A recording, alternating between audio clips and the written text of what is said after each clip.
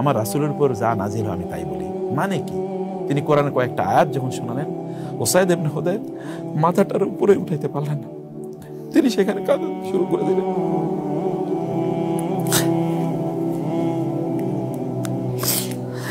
Usaid ইবনে Hudair বললেন যে তুমি যা বলো সব কথাই কি এরকম? বলে হ্যাঁ, আমার সব কথা এরকম, এটা তো আল্লাহর কথা। উসাইদ ইবনে হুদায়র বলে তাহলে আমি তোমার ধর্মে দীক্ষিত হতে চাই, বলতে করো, কি বলতে হবে বলো। বলে আপনি যান, একটু গোসল করে আসেন, উজু করে আসেন, জামা কাপড় নতুন জামা কাপড় পরে আসেন, যেখানে মনে থাকবে না। ওয়াসিয়াবাকা ফাতাহের, তিনি আসলেন, এসে তিনি ইসলাম গ্রহণ করলেন। এই যে তার অন্তরে কোরআনের ভালোবাসা প্রবেশ করল, মৃত্যু পর্যন্ত উসাইদ ইবনে হুদায়র কেবল কোরআন তেলাওয়াত করতেন। মানে একজন ইয়াং ম্যান কি তেলাওয়াত করে শুনে এরকম।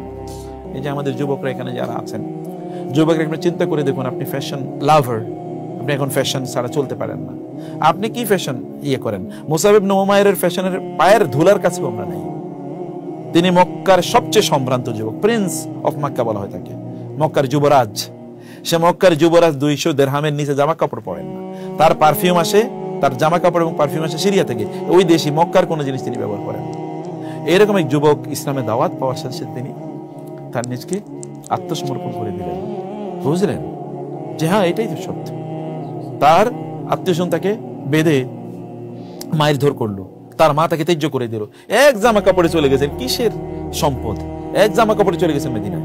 মদিনায় গিয়ে দিন প্রচার করা শুরু করে। দিনের জন্য কেউ যে কোনো জিনিস কোরবানি করে, আল্লাহ তাআলা তার মেধাকে প্রখর করে দেন, আল্লাহ তার বুদ্ধিমত্তা বাড়িয়ে দেন। এই মুসাব ইবনে উমাইর একজন যুবক, আমরা মানে এই যে এখন ফ্যাশন করে বেড়ায়, ফুর্তি করে বেড়ায়, এরকম টাইপের যুবক।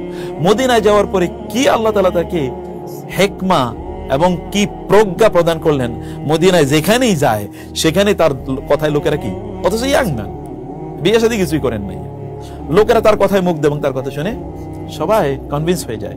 সাদ ইবনে মুআজ রাদিয়াল্লাহু তাআলা আনহু, উসাইদ ইবনে হুদায়র রাদিয়াল্লাহু তাআলার মতো এই বিখ্যাত দুজন সাহাবী, তারা দুজন যখন দেখলেন যে ইনি মুসাব ইবনে উমাইর এবং ওই যে আদ ইবনে জুরারা, এই দুইজন তারা বন্ধু হয়ে গেছেন, তারা মদিনায় বিভিন্ন জায়গায় দাওয়াতি কাজ করছেন এবং এদের একটা এলাকায় গিয়ে, এদের বনু আশাল গোত্রের ওই কাছাকাছি গিয়ে তারা দাওয়াতি কাজ করছিলেন। তখন এই দুই বন্ধু, এরা বনু আশাল গোত্রের লোক, বলে যে কি ব্যাপার, আমাদের এলাকায় তো এই দুই চোখরা আয়েশা কি আমাদের মানুষের মুসলমান বানিয়ে নিতেছে, তো আমাদের ধর্ম থেকে বিচ্যুত করে ফেলছে, সর্বনাশ করতেছে। তখন উসাইদ ইবনে হুদায়রকে সাদ ইবনে মুআজ বলে, তুমি যাও তো, যে কিছু একটা করে নিলে কিন্তু আমিই করবো, তুমি যাও। সাদ বলে উসাইদ বলে, তুমি একটু থামো তো, আমি দেখতেছি। তিনি তার তলোয়ার বর্ষা নিয়ে বলে, আমি ওদেরকে মাইরে আসতেছি, কারণ তিনি খুবই শক্তিশালী ছিলেন। তিনি ওইখানে যাওয়ার পরে বলে, নাই ছোকরা, তুমি এখান থেকে যাবা, তুমি এগুলো কি করছো, এদেশ থেকে যাও, আমাদের লোকদেরকে তুমি বিভ্রান্ত করছো, ধর্মত্যাগ করছো। মুসাব বললেন, আচ্ছা ঠিক আছে, আপনি একটু আমার কথা শুনবেন, একটু বসবেন, কাইন্ডলি একটু বসেন, আমার কথা শুনেন, যদি আপনার ভালো লাগে তাহলে শুনবেন, আদারওয়াইজ আপনি যা করবেন তাই, যা বলবেন তাই করবো। মুসাব বলেন, আরে তো এ তো দেখি খুব স্মার্ট বয়, এ তো উত্তেজিত হওয়ার কথা ছিল, আপনি কি বলেন? স্মার্টলি আমাকে বলছে, আপনি এটা শোনেন আমার কথা, যদি আপনার ভালো লাগে তাহলে ভালো, আর আদারওয়াইজ আমি চলে যাবো, সমস্যা কি? হ্যাঁ, বুদ্ধিমান তো তুমি, মাশাআল্লাহ, ঠিক আছে বলো তুমি কি বলতে চাও। তেমন আমি কিছুই বলি না, আমার রাসূলের উপর যা নাজিল হয় আমি তাই বলি। মানে কি? তিনি কোরআনের কয়েকটা আয়াত যখন শোনালেন, উসাইদ ইবনে হুদায়র মাথাটার উপরে উঠাইতে পারলেন না, তিনি সেখানে কাঁদতে শুরু করে দিলেন।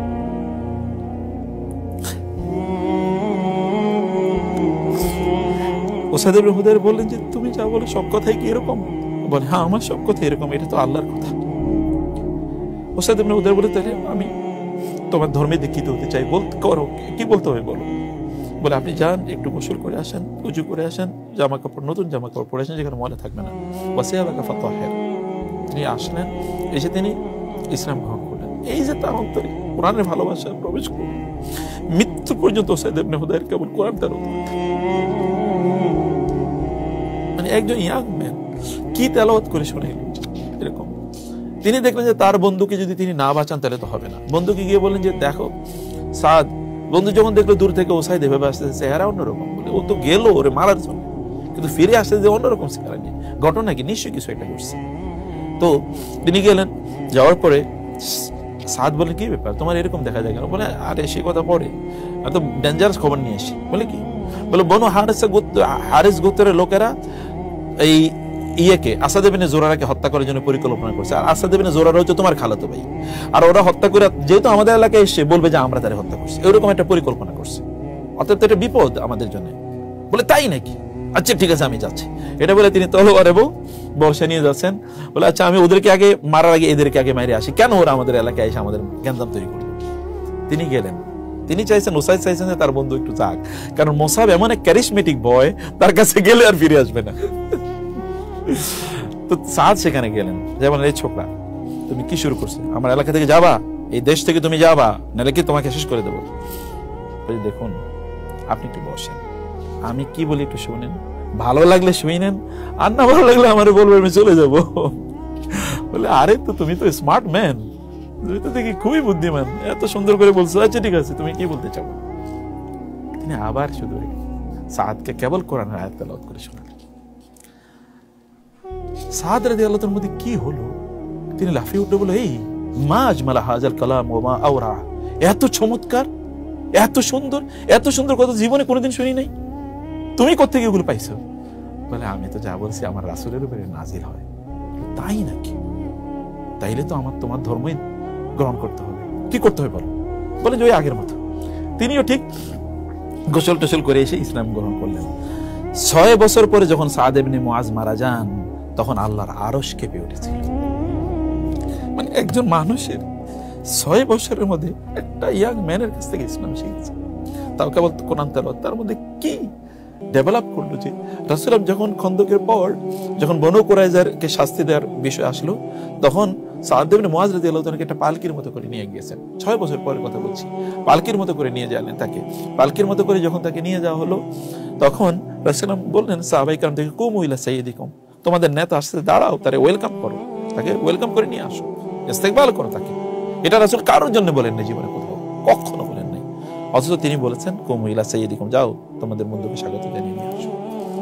এর কয়েকদিন পরে তিনি মারা যান, এবং যখন তিনি মারা যান ইহতাজালাহু আরশুর রহমান, আল্লাহর আরশ কেঁপে উঠেছিল সাদ ইবনে মুআজ রাদিয়াল্লাহু তাআলার জন্য।